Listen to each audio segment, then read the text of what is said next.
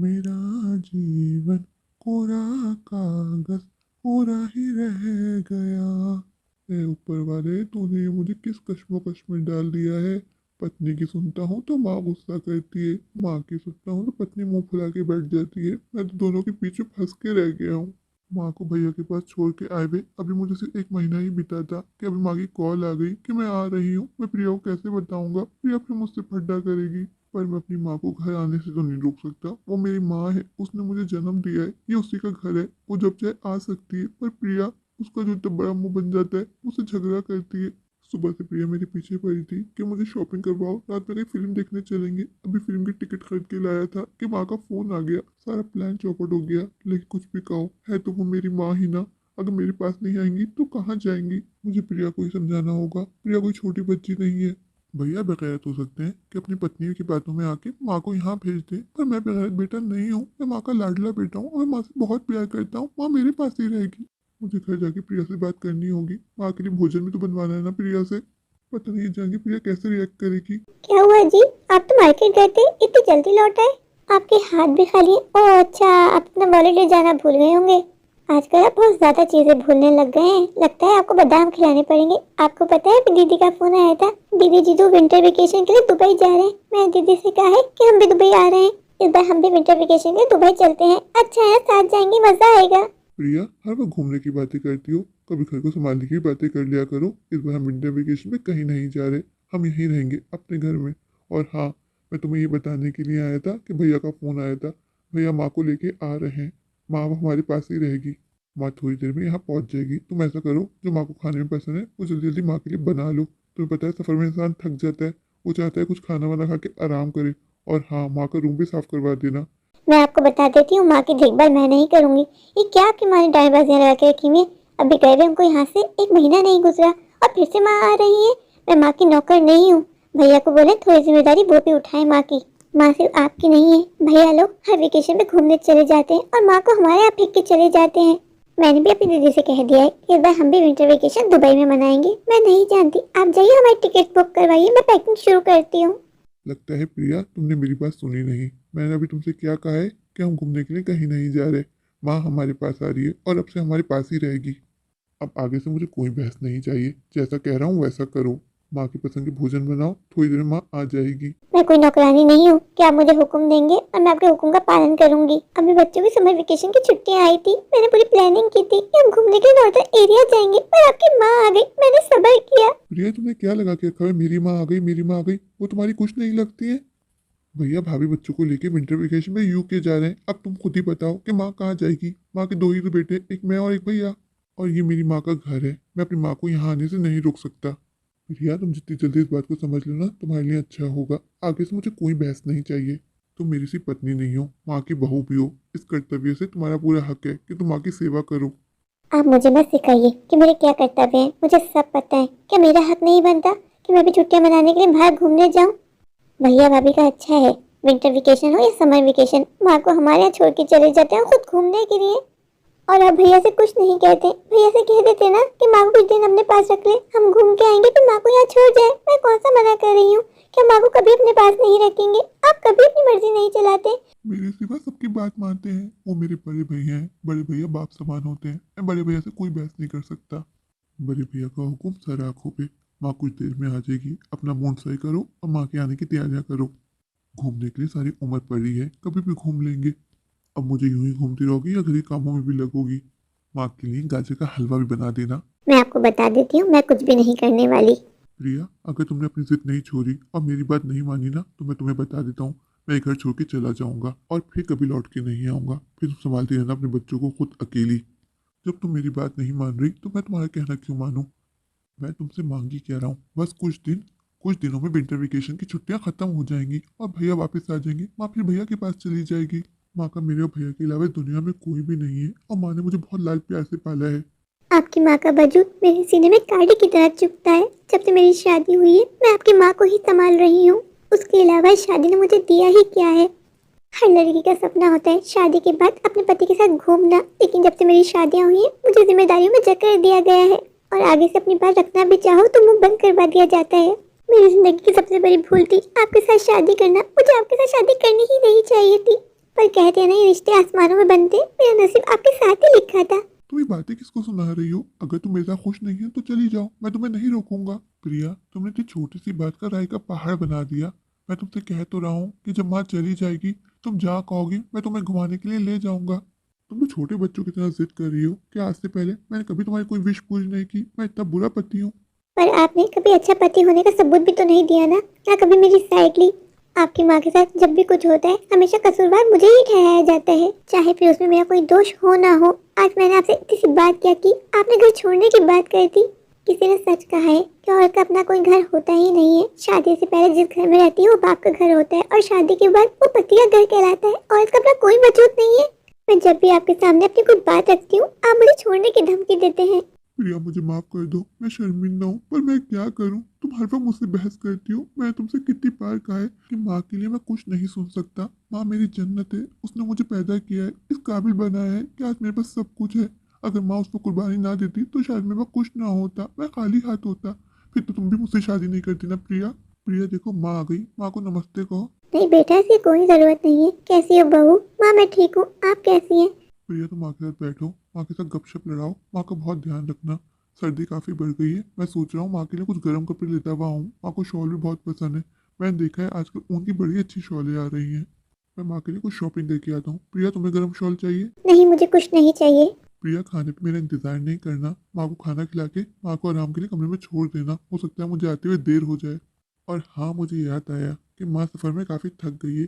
माँ की पाँव की मालिश कर देना, उससे माँ को नींद अच्छी आएगी। अब मैं चलता हूँ।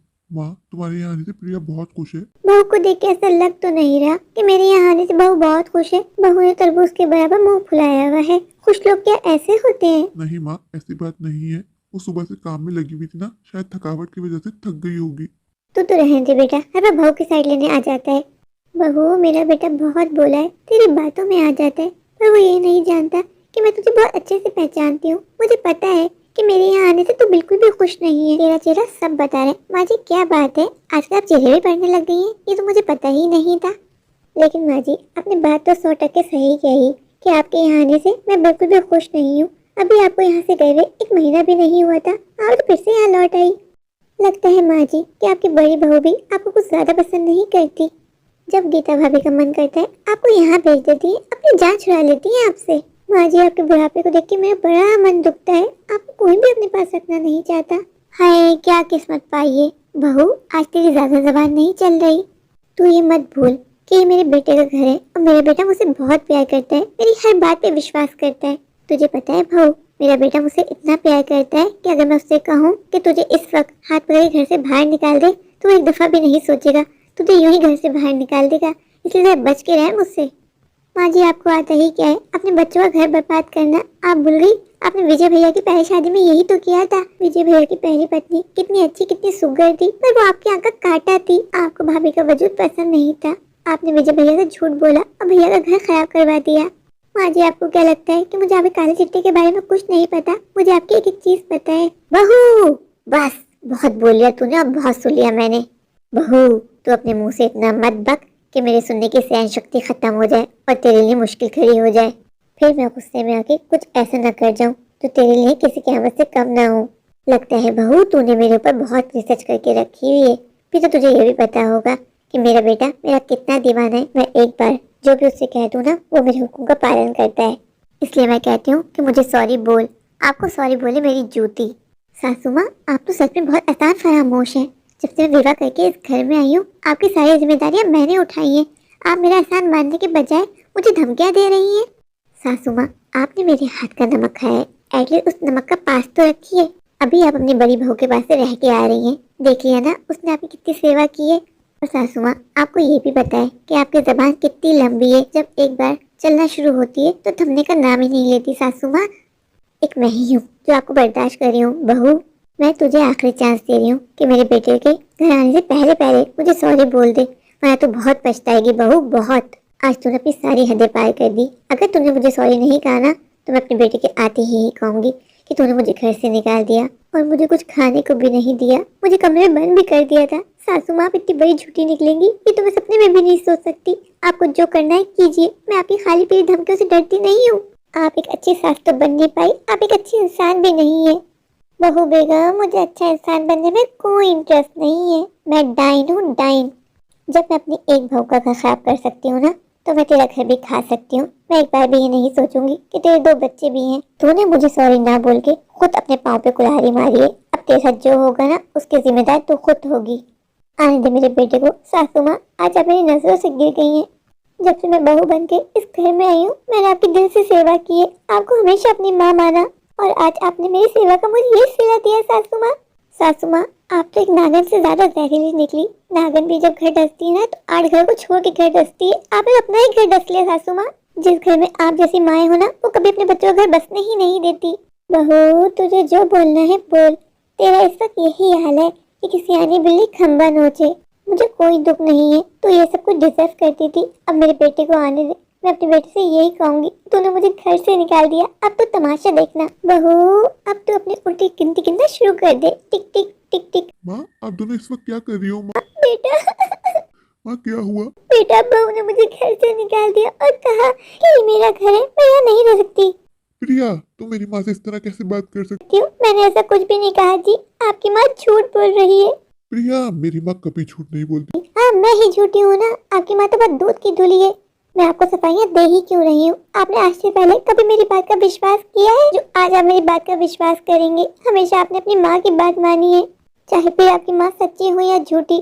आपने हमेशा मुझे कटघरे में लाके खड़ा कर दिया और फैसला सुना दिया है। ओह तौबा तौबा तौबा, कितनी झूठी हो तुम बहू। एक तो मुझे घर से निकाला, ऊपर से ड्रामा कर रही हो मेरे बेटे के सामने। प्रिया, मैं अपनी माँ को जानता हूँ। मेरी माँ कभी ऐसा ड्रामा कर ही नहीं सकती। तुम झूठ बोल रही हो। हाँ बेटा, बहू झूठ बोल रही है। इसने मुझे घर से निकाल दिया और कहा कि ये उसका घर है। मैं इस घर में नहीं रह सकती बेटा, मैं जा रही हूँ, कभी लौट के नहीं आऊंगी। प्रिया, आज तुमने सारी हदें पार कर दी। आज मैंने पहली बार अपनी माँ की आंखों में आंसू देखे। प्रिया, सिर्फ तुम्हारी वजह से। क्या हुआ प्रिया? माँ चली गई, तुम अब खुश नहीं हो? तुम तो यही चाहती थी ना? प्रिया, आज तुमने मेरा बहुत दिल दुखाया है। प्रिया, मैं जानता था कि माँ की यहाँ आने से तुम खुश नहीं हो, लेकिन तुम मेरी माँ के साथ ऐसा करोगी, ऐसा तो मैं सपने में भी नहीं सोच सकता था। प्रिया, तुमने मेरा सारा विश्वास तोड़ दिया। प्रिया, मैं तुम्हें छोड़ता हूँ। मुझे तुम्हारे साथ रहना ही नहीं है। तुम चली जाओ अपनी माँ के साथ। मुझे पता था कि मैं आपको जो भी बताऊंगी ना, आप कभी मेरी बात का विश्वास नहीं करेंगे। आपकी माँ बहुत बड़ी ड्रामेबाज है। मैंने कुछ नहीं किया। आपकी माँ ने मुझ पे सिर्फ झूठा इल्जाम लगाया और आपने अपनी माँ का विश्वास किया, जो आप हमेशा से करते आए हैं। कभी मेरी बात नहीं मानी, कभी मेरी बात का विश्वास नहीं किया। प्रिया, मेरी माँ कभी झूठ नहीं बोलती। तुम चली जाओ और आइंदा कभी लौट के मत आना। मुझे तुमसे कोई रिश्ता रखना ही नहीं है। आज मैं तुम्हारे साथ अपना हर रिश्ता खत्म करता हूँ। मैं तुम्हें डाइवोर्स देता हूँ। प्रिया, तुमने मेरी माँ का दिल दुखाया है। मैं अपनी माँ के दिल दुखाने वाले के साथ अपनी पूरी जिंदगी नहीं बिता सकता। प्रिया, शायद हम दोनों का साथ यहीं तक था। अब हम दोनों का साथ रहना इम्पॉसिबल है। तुम चली जाओ, मैं तुम्हें डाइवोर्स पेपर भिजवा दूंगा। आप मेरे साथ बहुत गलत कर रहे हैं। एक दिन आप बहुत पछताएंगे, बहुत। मेरे प्यारे प्यारे व्यूअर्स, अगर आपको मेरी आज की ये स्टोरी अच्छी लगे तो प्लीज़ मेरे चैनल को लाइक कीजिए, अपने दोस्तों के साथ शेयर कीजिए। हाँ, मेरे चैनल को सब्सक्राइब करना बिल्कुल मत भूलिए। अगर आप लोग मेरे चैनल पर नए हैं और अभी सब्सक्राइब नहीं किया तो इंतज़ार किस बात का? अभी जाइए, दौड़ के जाइए, भाग कर जाइए, जाकर मेरा चैनल सब्सक्राइब कर दीजिए। मुझे ढेर सारा प्यार दीजिए, मुझे सपोर्ट कीजिए और बेल आइकन को दबाना बिल्कुल मत भूलिए, ताकि मेरी आने वाली हर वीडियो आप तक पहुंच सके और आप एंटरटेन हो सकें। तो please subscribe and like my channel. Thank you.